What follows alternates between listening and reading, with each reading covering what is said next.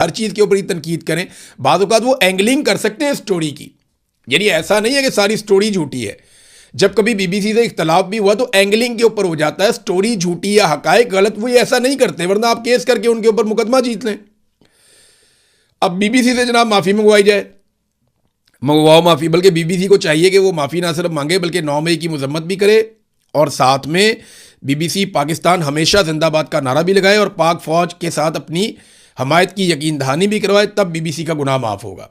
पाकिस्तान में तो यही ट्रेंड है, पाकिस्तानियों के साथ तो ये करते हैं। रज़ी ताहिर साहब को पकड़ा हुआ है, उन्हें बंद किया हुआ है, पहले 2 दिन का रिमांड दिया गया था, अब दोबारा वो गए अदालत में जाकर, उन्होंने कहा जनाब इनका 3 दिन का और रिमांड दे दें, हमने कुछ और सबूत इकट्ठे करने, और फिर 3 दिन के लिए उनको पकड़ के रिमांड दे दिया जज साहब ने। यानी जर्नलिज्म पाकिस्तान में इतना बड़ा जुर्म बन गया है कि आपने खबर दी, अब वो कहते हैं जी हमने खबर का सोर्स पता करना है कि ये खबर आपने कहाँ से दी। और एक्चुअली जो मुझे अंदाज़ा है, मेरी रज़ी ताहिर साहब से अभी तक बात नहीं हो पाई, बात होती तो शायद मैं आपको और क्लैरिटी के साथ बता देता। ये जो उन्होंने खबर दी थी ना कि इमरान खान से जनरल अशफाक परवेज़ कियानी की मुलाकात, मेरे ख्याल में ये वाली जो एक खबर है ये वजह बनी रज़ी ताहिर साहब के ऊपर ये सारा अटैक होने की। उसके बाद ये मुकदमा तेज़ी से हो रहे थे, उनके बाद गिरफ्तारी के लिए कोशिश की जा रही थी, फिर बिलाखिर रज़ी ताहिर को गिरफ्तार कर दिया गया। मेरे ख्याल में सिस्टम जानना चाहता है जनाब ये खबर बाहर कहाँ से निकली। बहरहाल देखते हैं, खबर तो कहीं ना कहीं से निकल ही आती है, आज आप छुपा लेंगे तो कल निकल आएगी। नाज़रीन, आलमी मंडी में जो पेट्रोलियम मसनूआत की कीमतें हैं, जब जंग शुरू हुई थी, जो कीमतें उस वक्त थीं आज उससे भी कम हो गई। यानी आलमी मंडी में जो पेट्रोलियम मसनूआत की कीमतें हैं उनमें रिकॉर्ड कमी हो गई है, लेकिन पाकिस्तान की हुकूमत और पाकिस्तान की एस्टेब्लिशमेंट ये फ़ायदा पाकिस्तानियों को देने के लिए बिल्कुल कतई तौर पे तैयार नहीं है। वो ये सोच रहे हैं कि जितने दिन और गुजर जाएं, जितना पेट्रोल और बिक जाए, फ़ी लीटर पेट्रोल के ऊपर जितना पैसा हम आवाम की जेबों से नचोड़ सकते हैं, हम वो पैसा आवाम की जेबों से नचोड़ लें। देखिए ना, आसान तरीका है, लोगों ने पेट्रोल तो ख़रीदना ही ख़रीदना है, लोगों ने ट्रैवल करना है, किसी ने स्कूल जाना है, किसी ने दफ्तर जाना है, किसी ने कहीं जाना है, किसी ने बैरूने शहर ट्रैवल करना है, किसी ने अपने सूबे से बाहर ट्रैवल करना है, तो वो पेट्रोल तो खर्च करना पड़ेगा लोगों को, डीजल और पेट्रोल लगता है। अब इसकी कीमत जितने दिन आप बढ़ा के रखेंगे उतने ज़्यादा पैसे आप आवाम की जेबों से निकाल पाएंगे।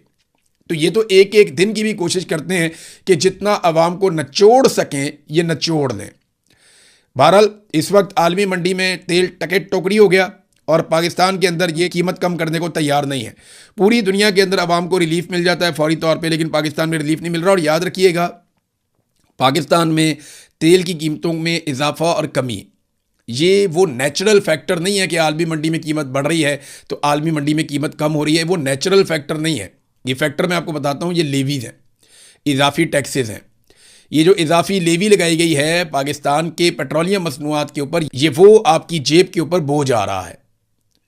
और इसी तरह से जो इजाफी टैक्सेस लगाए गए हैं, बिजली के अंदर मैंने आपको उस दिन पढ़ के सुनाया कि दर्जन के करीब टैक्सेस इन्होंने लगाए हुए हैं, और मैं टैक्सेस पढ़ता जा रहा था और हैरान होता जा रहा था कि किस किस किस्म के टैक्सेस इन्होंने पाकिस्तान में बिजली के ऊपर लगा दिए हैं। गैस के ऊपर इन्होंने कीमत कहाँ से कहाँ पहुँचा दी।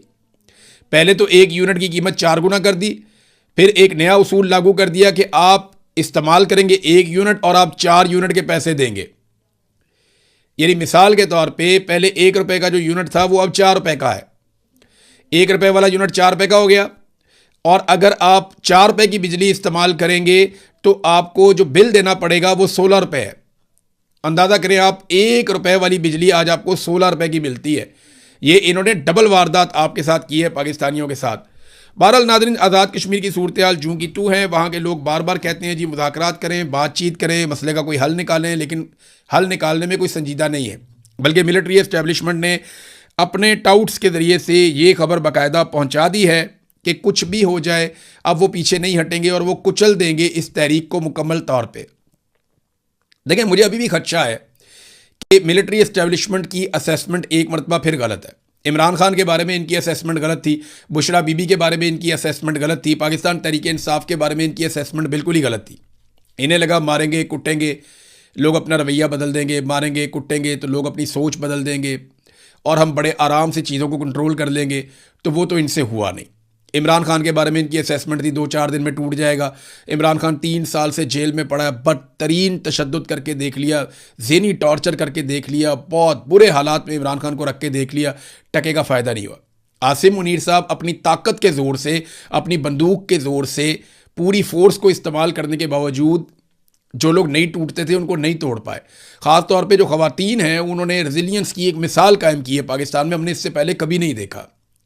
आप यास्मीन राशिद साहिबा को देख लें, आप तैयबा राजा साहिबा को देख लें, आप आलिया हमजा साहिबा को देख लें, इमरान खान की अहलिया बुशरा बीबी, उन्होंने क्या कहा था? इमरान खान की अहलिया बुशरा बीबी ने कहा था कि मैं इमरान खान की कमज़ोरी नहीं बनूंगी, मैं इमरान खान की ताकत बनूंगी, और उन्होंने अपना वादा या अपना दावा सच साबित करके दिखाया। आप सनम जावेद को और फलक जावेद को देख लें, क्या ये ख़वातीन, इनको तोड़ा जा सका? आप वो भुट्टा साहिबा को देख लें, उनको तोड़ा जा सका? बेशुमार और ख़वातीन हैं, क्या किसी एक खातून को भी तोड़ा जा सका? या किसी एक खातून को भी ये इमरान खान से दूर ले जा सके? जिन्होंने टूटना था या छोड़ना था उन्होंने बगैर किसी तशद्दुद के ही छोड़ दिया था। लेकिन तशद्दुद ऐसा टूल नहीं है जिससे आप ख़वातीन को तोड़ें। आप ना तो यास्मीन राशिद को तोड़ पाएंगे, जो बाकी ख़वातीन मैंने नाम लिया आप उनको भी नहीं तोड़ पाएंगे, ये तो पॉलिटिकल ख़वातीन है ना। आप मारंग बलोच को उल्टे लटक जाएं, आप नहीं तोड़ पाएंगे। आप ईमान मज़ारी को, आप 10 दफ़ा दोबारा मर के पैदा हो जाए, आप ईमान मज़ारी को नहीं तोड़ पाएंगे, आपसे ये होगा ही नहीं। ये ख़वातीन भारी पड़ गई हैं बंदूक वालों को, और बंदूक वालों के सामने जो सबसे ज़्यादा डटकर और ताकत के साथ इस दफ़ा हमने खड़े हुए देखा, वो हमने एक मरतबा फिर ख़वातीन को देखा। इन ख़वातीन ने बेनज़ीर भुट्टो की भी याद ताज़ा की, इन ख़वातीन ने